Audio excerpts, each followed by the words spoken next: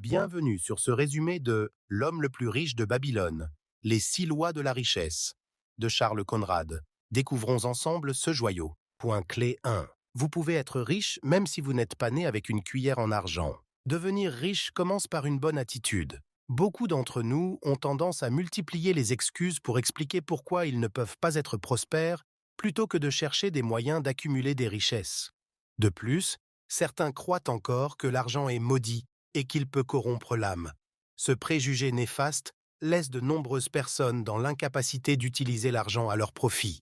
En réalité, l'argent est l'énergie qui alimente nos activités quotidiennes et offre des possibilités de se réaliser et de trouver sa vocation. Mais comment dominer l'argent et ne pas laisser l'argent nous dominer? Nasir de Babylone avait peut-être déjà toutes les bonnes réponses il y a 7000 ans.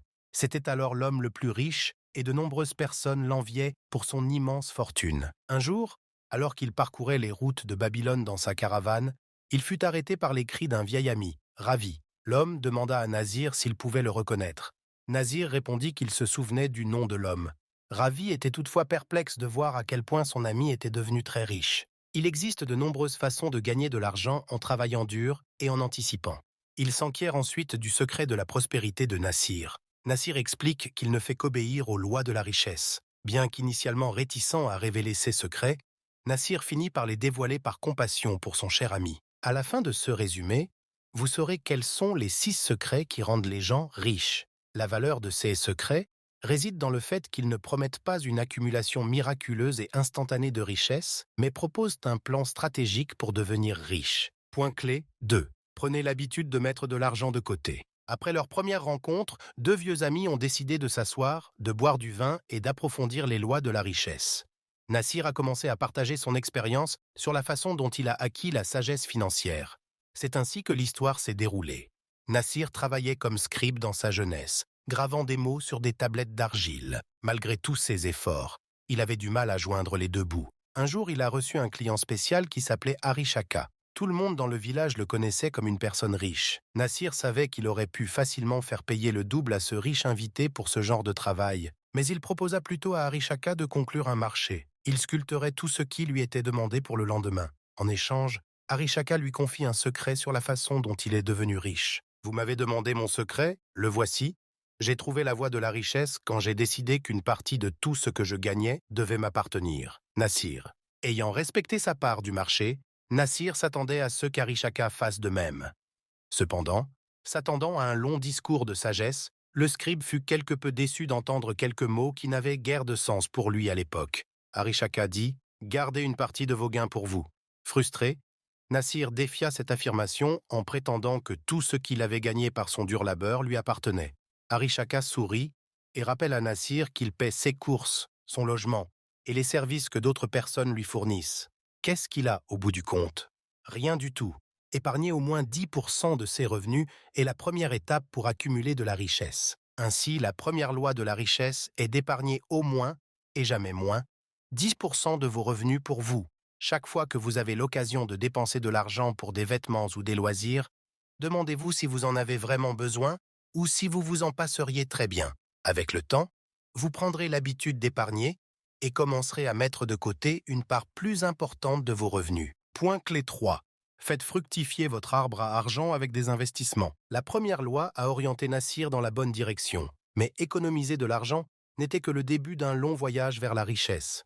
Peu à peu, Nasir a présenté à Ravi la leçon essentielle suivante. Selon la deuxième loi, il faut faire fructifier toutes ces économies en les investissant judicieusement. Cette graine, c'est la première pièce de cuivre que tu épargnes. Plus vite, tu la sèmeras et plus vite, l'arbre poussera. Le plus fidèlement tu nourriras et arroseras cet arbre avec des épargnes raisonnables.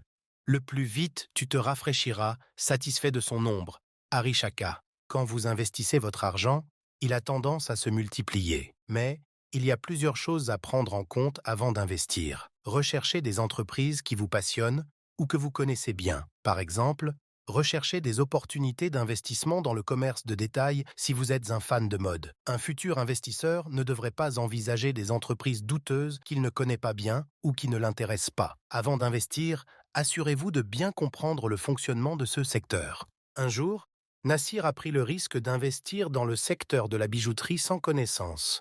Comme prévu, Les pierres qu'il a achetées se sont avérées fausses. Nassir a perdu tout l'argent qu'il avait réussi à économiser. Néanmoins, il s'agit d'une bonne leçon d'investissement qu'il n'a jamais manqué de suivre depuis lors. Faites toujours vos recherches avant d'investir. Devenez un expert dans ce domaine et personne ne pourra vous tromper. Après avoir économisé une certaine somme d'argent, choisissez de l'investir plutôt que de commencer à le dépenser pour des choses que vous avez toujours voulu, mais pour lesquelles vous n'aviez pas d'argent. Beaucoup d'entre nous percevraient la perte d'argent comme quelque chose de terrible, seraient déçus et retourneraient à leur vie ordinaire sans aucune envie d'investir à nouveau. Mais, sur le chemin de la richesse, nous devrions être prêts à connaître l'échec et à le considérer comme une chose naturelle. L'argent, comme tout le reste, est une question d'essai et d'erreur. Ne placez pas vos attentes initiales trop haut. Vous ne pouvez pas acquérir les connaissances et l'expérience nécessaires pour devenir riche en un jour. Mais l'échec n'est pas la fin de toutes nos entreprises. Il nous apprend ce qui fonctionne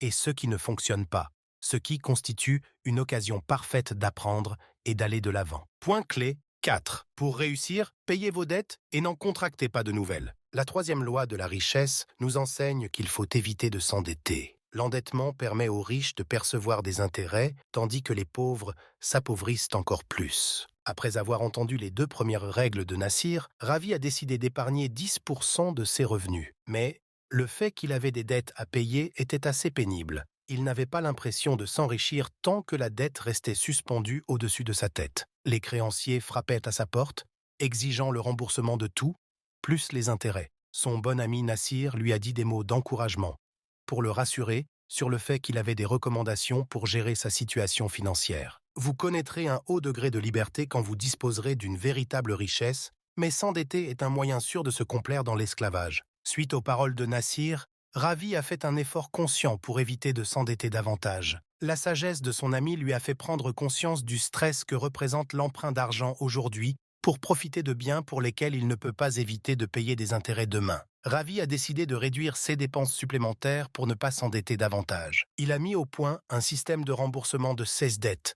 Au lieu de consacrer la totalité de ses revenus mensuels à des besoins récurrents comme le logement, la nourriture, les vêtements et autres, il ne garderait que 7/10 de ses revenus pour ça. Il suivrait la première loi en décidant d'investir 1/10 de ses revenus. Les 2/10 restants seraient donc consacrés au règlement de ses dettes. Ne commencez pas à investir avant d'avoir remboursé vos dettes. Élaborez un plan réaliste pour les régler et respectez-le. Ravi suivit judicieusement ce plan et s'acquitta de sa dette à la fin de l'année. En versant chaque mois à ses créanciers une petite somme d'argent régulière et sans faille, il s'est taillé une bonne réputation à Babylone. C'est ainsi qu'a commencé le voyage de Ravi vers la construction d'une fortune durable. Ce n'est qu'une fois débarrassé de ses dettes qu'il a pu se sentir libre financièrement. Le saviez-vous ? L'homme le plus riche de Babylone était à l'origine une collection de brochures éducatives que les banques et les compagnies d'assurance américaines ont fait circuler entre 1920 et 1924. Point clé 5. Diversifier ses investissements et établir des partenariats commerciaux. Après 12 mois d'application de la première et de la deuxième loi, Nassir a commencé à chercher de nouvelles façons d'investir ses économies pour obtenir des rendements rapides. Cet homme riche, Hari Shaka, avait la garde de ses économies, mais Nassir les retira toutes. Il décida d'investir dans des bijoux et de les acheter aux Phéniciens, alors réputés. Hari Shaka, un investisseur expérimenté, avait des doutes sur l'affaire dans laquelle Nassir voulait s'engager et voulait s'assurer que le jeune homme faisait un choix éclairé. Mais Nassir n'en démordait pas. L'investissement s'est avéré futile et Nassir a subi une perte importante. Les Phéniciens rusés lui ont vendu de fausses pierres précieuses. Commentant cette mauvaise passe, Hari Shaka a déclaré qu'une entreprise dans laquelle investir doit être solide et bien établie. Elle doit réaliser des bénéfices réguliers et reverser des dividendes aux investisseurs. Si vous n'êtes pas sûr du secteur dans lequel vous investissez et de son fonctionnement, trouvez quelqu'un qui peut vous en dire plus. Par exemple, pour en savoir plus sur le secteur de l'or, trouvez quelqu'un qui s'en occupe régulièrement. Si vous n'avez pas d'expérience avec l'or en tant que produit, vous n'aurez aucune connaissance pratique du fonctionnement du secteur de l'achat et de la vente d'or.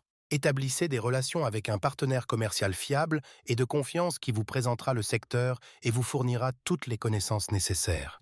De bonnes compétences en communication sont essentielles pour établir un terrain d'entente avec vos futurs partenaires commerciaux. Hari Shaka a également encouragé Nassir à investir, en lui disant de ne pas se préoccuper de la perte de toutes ses économies. Quand Hari Shaka a perdu ses économies au début de son parcours financier, il a rapidement trouvé un moyen infaillible de les reconstituer beaucoup plus rapidement qu'au départ. En écoutant les sages paroles d'Hari Shaka et en agissant en conséquence, Nassir a fait une entrée remarquée dans le commerce des métaux. Il a choisi de travailler avec la personne qu'il connaissait et a investi dans l'entreprise qui s'est avérée solide. Non seulement il a fini par acheter plus de métaux, mais il a aussi acquis des connaissances, des compétences et de l'expérience dans le secteur. Cette parabole résume la 4e loi sur la richesse qui nous invite à ne jamais spéculer sur des projets d'enrichissement rapide et à investir dans des entreprises durables que nous comprenons. Point clé 6. Le bénéficiaire final de votre investissement est toujours vous-même. L'investissement est un moyen risqué mais noble de gagner plus d'argent. Mais beaucoup oublient que tous vos investissements devraient vous être bénéfiques et favoriser votre développement. Vous n'investissez pas simplement dans la richesse, mais aussi dans l'apprentissage de votre personnalité et dans votre développement. La 5e loi vous rappelle que votre investissement le plus important, c'est vous. Enrichissez-vous avec des connaissances qui vous aideront à multiplier votre capacité de gain. Soyez ouverts d'esprit, trouvez des centres d'intérêt et des passe-temps qui pourraient vous permettre d'élargir votre vision des choses sur le plan financier. Ne cessez jamais d'acquérir de nouvelles compétences et de vous auto-éduquer. Continuez à vous valoriser. L'histoire des faux bijoux a en effet ouvert les yeux de Nassir. Il a appris à ne jamais placer tout son argent au même endroit ou à le donner à une seule personne. Il a donc commencé à diversifier ses investissements. À mesure que sa fortune augmentait, il souscrivait des assurances fiables pour protéger ses biens contre les catastrophes ou le volume et pour garantir un revenu à sa famille si son voyage sur le chemin de la vie était écourté. Vous pouvez également vous inspirer de Babylone, qui a tenu bon malgré les nombreuses attaques auxquelles elle a dû faire face grâce aux murs en forme de forteresse qui entourent la ville. Vous pouvez vous en inspirer pour protéger vos richesses croissantes, et c'est là l'objet de la 6e loi sur la richesse. Nous devons diversifier et garantir la croissance de notre richesse. Imaginez-vous à la fin de votre parcours financier. Vous avez obéi à ces lois et les avez mises en pratique avec succès, devenant ainsi financièrement mature. À ce stade, vous êtes riche. Vous pouvez vous détendre et disposer de votre argent pour vous-même. Maintenant, vous pouvez vous permettre le luxe que vous souhaitiez depuis le début. Si vous voulez une nouvelle maison, achetez-la. Si vous voulez voyager autour du monde, faites-le. Mais vous ne pourrez atteindre ce niveau de richesse que si vous dépensez judicieusement dès le départ. Mais une fois à l'aise financièrement, il est également important de dépenser de l'argent. L'argent, comme l'énergie, a besoin de mouvement. Cela ne signifie pas que vous devez dépenser tout ce que vous avez gagné grâce à votre travail acharné et stratégique, mais plutôt que vous devez vous offrir quelque chose que vous méritez. Conclusion du résumé. À la fin de la journée, après avoir écouté Nassir, Ravi a eu envie de partager cette sagesse acquise avec tout le monde. Ravi promit à son ami de partager ce savoir inestimable avec d'autres afin que les gens puissent comprendre les lois de la richesse. Bientôt, il construisit une énorme tablette de bois sur laquelle étaient gravées toutes ces précieuses règles. C'est pourquoi nous pouvons encore aujourd'hui apprendre et appliquer les lois intemporelles de Babylone sur la richesse. Plus important encore, cette histoire nous montre que n'importe qui peut devenir riche s'il est déterminé et cohérent. Il suffit de suivre, étape par étape, les lois qui régissent l'accumulation de la richesse. Commencez par épargner au moins 10% de vos revenus. Vous pouvez le déposer ou le cacher sous votre matelas, mais épargnez toujours 10% de vos revenus mensuels. Si vous avez économisé suffisamment, commencez à investir dans des entreprises durables et réputées qui vous rapportent des dividendes, puis remboursez vos dettes. Ne participez jamais à des programmes d'enrichissement rapide. Investissez plutôt en vous-même et protégez votre fortune par la diversification et l'assurance. Apprendre à devenir riche est un travail difficile. Cela ne se fait jamais du jour au lendemain. Pour vous lancer dans cette aventure passionnante, vous devez être prêt à faire des erreurs et à en accepter les conséquences. N'oubliez pas non plus que le risque est noble, mais que personne n'est à l'abri d'un échec. Vous pouvez perdre la quasi-totalité de vos biens à un moment donné, mais cela ne signifie pas que vous devez cesser d'essayer. À essayer. L'une des façons de commencer à épargner plus est de revoir vos dépenses. Nous pensons que nous avons besoin de beaucoup de choses pour mener une vie confortable et équilibrée. Mais est-ce vraiment le cas? Voici quelques techniques pour vous aider à vérifier votre budget sérieusement. Répartissez toutes vos dépenses en catégories. Mettez à jour vos revenus et vos dépenses. Tous les chiffres doivent être sur papier et non dans votre tête. Éliminez toutes les dépenses inutiles. Fixez de nouveaux objectifs financiers. C'est tout pour l'instant. D'autres résumés passionnants sont à portée de clic.